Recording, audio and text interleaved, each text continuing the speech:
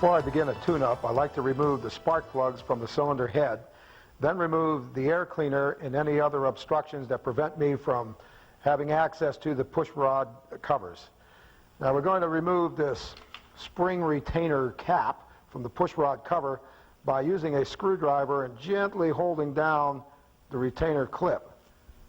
Move the cover out of the way and let the clip spring back up. Do this to the front exhaust and the rear exhaust push rods first. Go ahead and move your rear push rod cover up. I'm using clothespins to hold the push rod cover up. You've probably already seen the one on the front. One other point I want to make clear to you before we begin is make sure that your engine is cold. That means it's been sitting overnight, not idle for an hour. With the two push rods, with the two clothespins in place on the push rods, we're going to go ahead and begin the adjustment procedure. The procedure that I use for adjusting push rods is quite simple. I'm going to concentrate on this rear exhaust push rod, and to properly adjust it I must have the front exhaust push rod at its highest point. On this particular model there is no kickstart. If I had a kicker, then I would just simply have to use the kicker arm to rotate the motor. What I've done here is I put the rear wheel up in the air and put my transmission in high gear. If you can't put your rear wheel up in the air, then simply put your transmission in high gear and gently push it forward while you watch the push rods move. Remember that we want the front exhaust push rod to be at its highest point. I'm going to go ahead and do this now.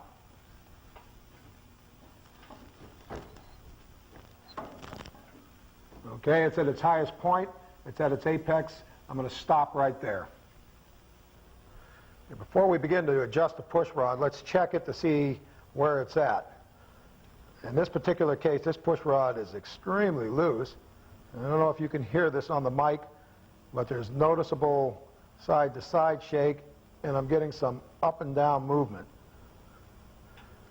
What we're going to do is we're going to go ahead and loosen the adjuster nut.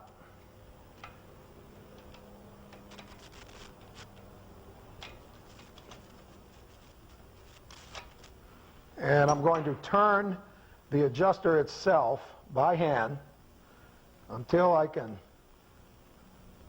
take out all the slack and make sure that there's no up and down movement, and still move or turn the push rod side to side.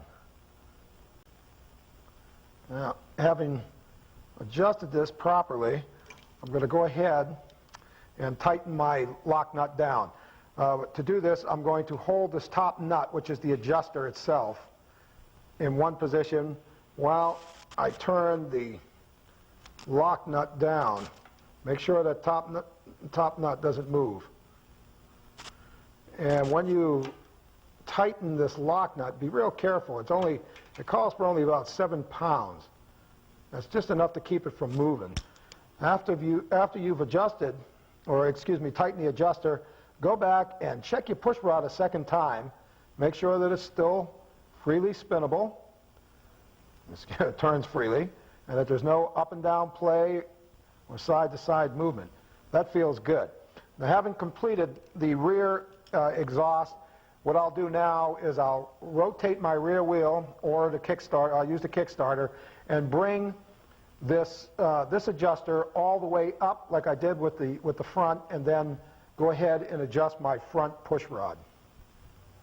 After you adjust your front exhaust push rod, go ahead and raise the covers on the two intake push rods and employ the same method that we did on the exhaust. In other words, raise one, adjust the lowest one, and then turn that procedure around for its opposite number. Now remember that this section is dealing with solid push rods. For those of you with hydraulic push rods, your instructions will follow this one. However, it's always good to know how to adjust solids. Most shovels out there now have been converted over to solids. Now that I've finished adjusting all of the push rods, I'm putting the last of the spring cap retainers on, and that will finish the push rod adjustment for solid lifters. Before we begin the procedures for adjusting hydraulic units, I want you to preview the section on adjusting the solid lifters. What I'm going to do now is I'm going to raise my front exhaust push rod so that it's at its highest point so that I can begin to adjust the rear exhaust.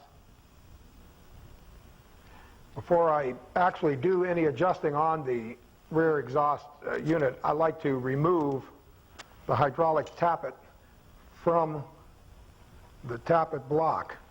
To do this, I'm loosening up the adjuster on the push rod, and I'm going to unscrew it all the way so that it comes free from the tappet unit.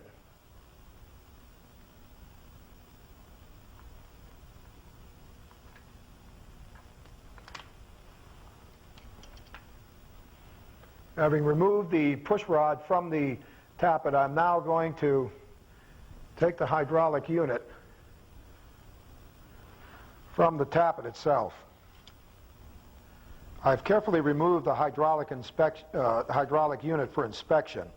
I've just pulled the piston free from its housing, and I'm going to visually inspect for score marks or any sign of abnormal wear. I'll also do this for the piston pin holder portion of the hydraulic unit. If everything looks okay, carefully clean both units and reinstall the piston in its housing. There's one final check that I like to perform before I reinstall this in the tappet, and that is to place my finger over the bottom hole on the housing and to press the piston down with my other finger to see if it'll pop straight back out. If you do this and you don't get this action, then this hydraulic unit would be suspect and I would replace it before I would begin to reinstall it. If everything's okay, then I'm going to, as this one is, I'm now going to reinstall it into the tappet assembly and begin the adjustment of the rear exhaust push rod.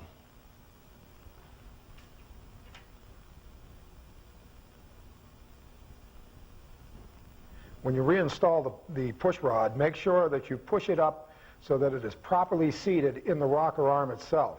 Then go ahead and turn your adjuster screw down until you bottom out in the hydraulic unit. And the best way to determine this is that the spring that's on the hydraulic unit will be compressed, and as you turn this, notice that the whole push rod is turning now? Okay, that tells me that I'm in a bottomed out condition. Remove your wrench and take some sort of marker and very carefully put a mark on one flat of the screw. Now unscrew the adjuster 1.5 turns.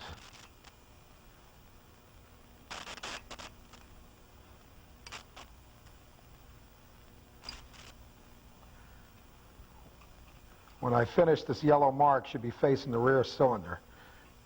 Now carefully, by hand, raise your lock nut up so that it lightly seats on the push rod itself. Unless you have someone else available to help you, go ahead and take something like these vice grips right here that I've used and lightly put them on the flat of the push rod tube itself and place it so that it will kind of keep the push rod from turning. In this case, it's up against the carburetor. Then take one wrench, hold it on the adjuster, take the second wrench, put it on the lock nut itself, and carefully turn the lock nut until it locks down. You don't want to over tighten this lock nut.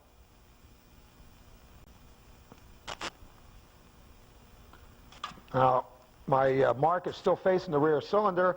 My push rod hasn't moved. Therefore, my adjustment is correct. Having finished this adjustment on the rear exhaust push rod, I'll now rotate the motor so that the rear exhaust push rod is all the way up and the front exhaust push rod is all the way down, and I'll begin that adjustment. Repeat this procedure for the two intake push rods.